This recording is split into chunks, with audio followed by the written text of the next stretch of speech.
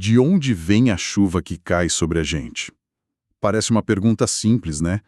Mas o material que nós analisamos para hoje mostra que a resposta é, sim, uma das histórias mais incríveis do planeta. Com certeza.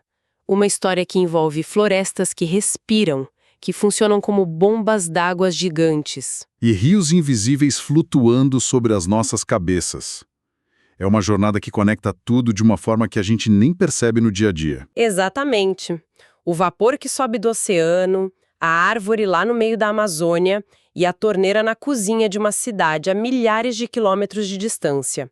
E as fontes que temos aqui são ótimas. Vão de artigos científicos bem densos até um projeto escolar genial. Pois é, e a nossa missão hoje é justamente essa: seguir esse rastro da água.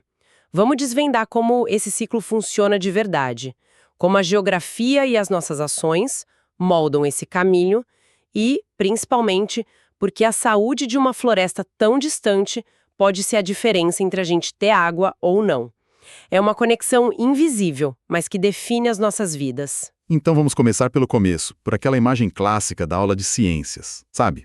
Água evapora, vira nuvem, chove. O ciclo básico que todo mundo aprendeu. Isso. Mas uma coisa é o desenho no livro, outra é ver acontecer. E foi isso que os alunos do 5º ano da Escola Municipal Júlio Verne, no Rio de Janeiro, fizeram. Uma das fontes detalha esse projeto e é, assim, brilhante. Genial pela simplicidade, né? Eles pegaram um saquinho plástico transparente, colocaram um pouco de água com anilina, um corante azul. Fecharam o saquinho e deixaram no sol. E aí que vem o pulo do gato. A mágica acontece. Exato. Eles viram a água azul lá no fundo evaporando. Só que as gotículas que começaram a se formar em cima, no plástico, eram transparentes. Sem corante nenhum. É uma demonstração perfeita. A criança vê com os próprios olhos que o ciclo da água é também um processo de purificação. A água evapora e deixa as impurezas para trás. No caso, a anilina. Isso.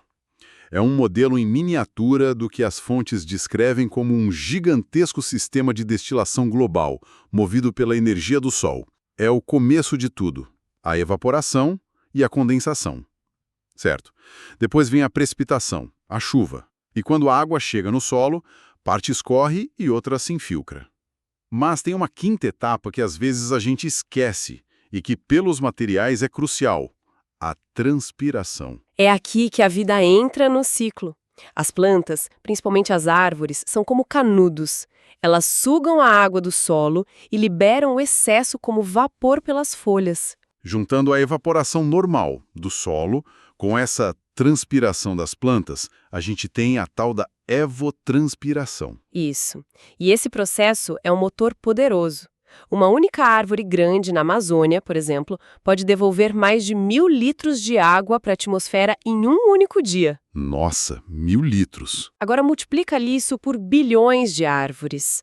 A floresta inteira vira tipo um oceano vertical, bombeando uma quantidade colossal de umidade de volta para o ar. Ok, então a gente tem essa massa de água se movendo por todo lado, subindo, descendo, se infiltrando.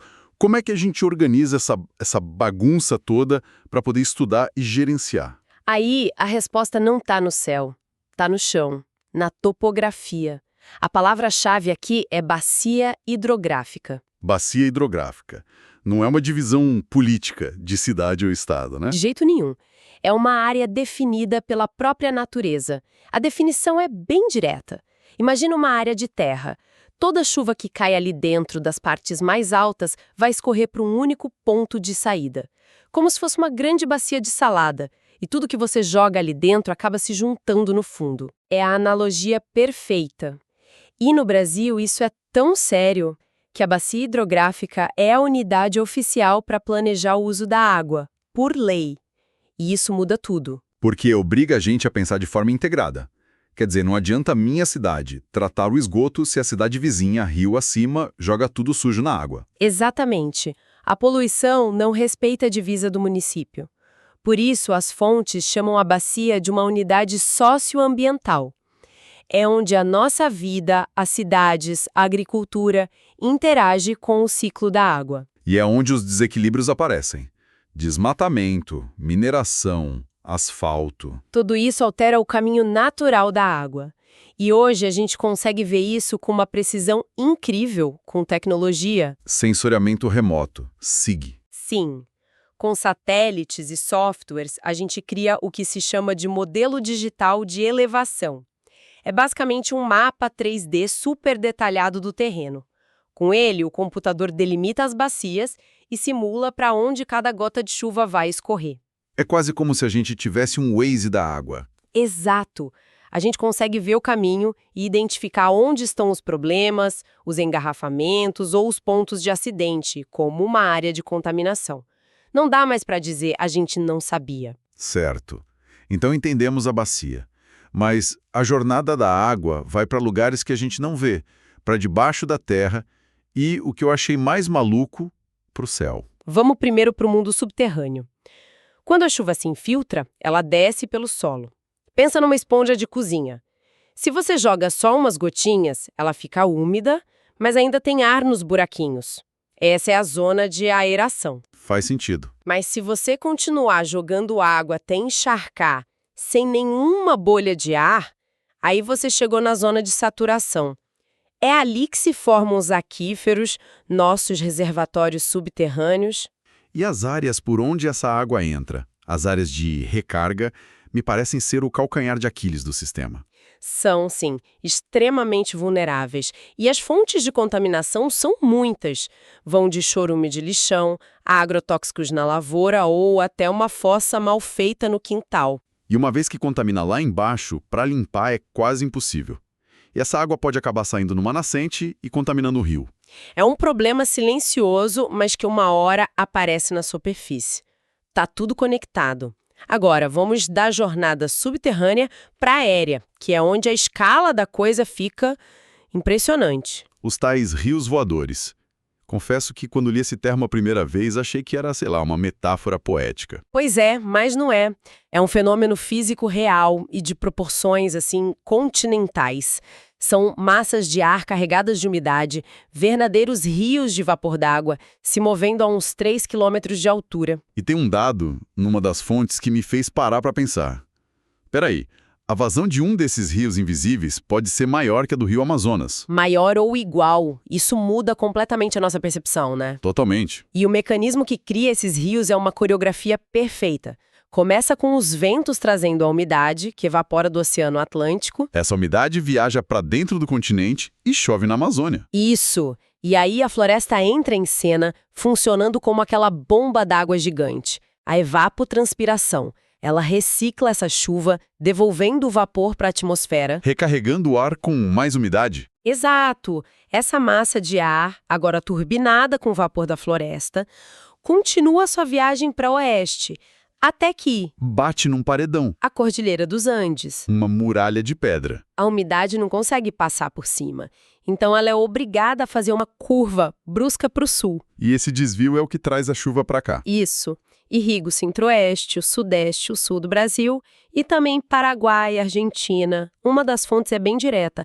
Sem os rios voadores, grande parte do Brasil poderia ser um deserto. Nossa. Então o que a gente faz na Amazônia não fica na Amazônia. Essa conexão é um fato físico e isso nos leva direto ao impacto das nossas ações. As fontes trazem uma simulação do que acontece se o desmatamento continuar. É um cenário projetado para 2050. E o interessante é que o resultado não é um simples vai chover menos. A mudança é mais complexa. É uma desregulação do sistema. O que o modelo mostra, então? Mostra uma alteração radical nos padrões. No Pará, por exemplo, a simulação aponta uma redução de até 25% na chuva, justo na estação chuvosa. Em outras áreas, a seca se intensifica. O clima fica mais extremo. E não é só a chuva que muda. Não. Também prevê um aumento de temperatura de mais de 1 grau e um aumento na velocidade do vento. Pensa assim. A floresta é rugosa. Freia o vento. O pasto é liso, o vento acelera. Isso nos leva de volta aos rios voadores. Se a floresta é a bomba que joga água para o céu, desmatar é como ir lá e desligar o interruptor da bomba. É a analogia perfeita. Menos árvores, menos evapotranspiração, menos umidade no ar. O resultado é que os rios voadores perdem volume. e isso significa risco de secas severas aqui no Sudeste, E tem o agravante das queimadas. que transformam esses rios de água em rios de fumaça. Os rios voadores viram corredores de fumaça. Quem não lembra daquele dia que virou noite em São Paulo em 2019? Aquilo foi um rio voador trazendo a fumaça das queimadas.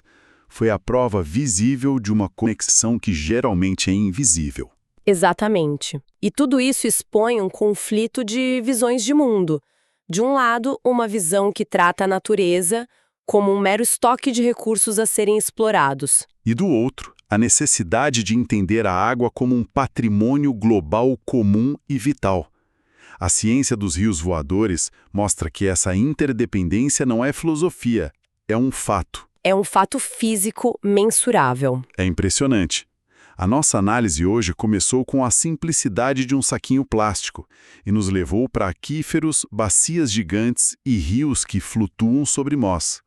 Vimos como a ciência hoje nos dá um mapa de tudo isso. E, acima de tudo, fica claro o quão profundamente tudo está interligado. A ação local na Amazônia tem uma consequência em escala de continente. A questão da água nos obriga a pensar além do nosso quintal. E para fechar, uma das fontes deixa uma reflexão muito poderosa. Fala de um descompasso de ritmos. A natureza opera em ciclos lentos, de séculos, para se regenerar. Enquanto a nossa economia opera na lógica do trimestre, do lucro imediato, do crescimento linear e acelerado. É como se um quisesse correr uma maratona e o outro uma prova de 100 metros rasos. Em algum momento eles vão se chocar. Com certeza. E a pergunta que fica é: se a água nos conecta de formas tão profundas e invisíveis, que tipo de mentalidade, de planejamento e talvez de solidariedade a gente vai precisar desenvolver para cuidar desse recurso?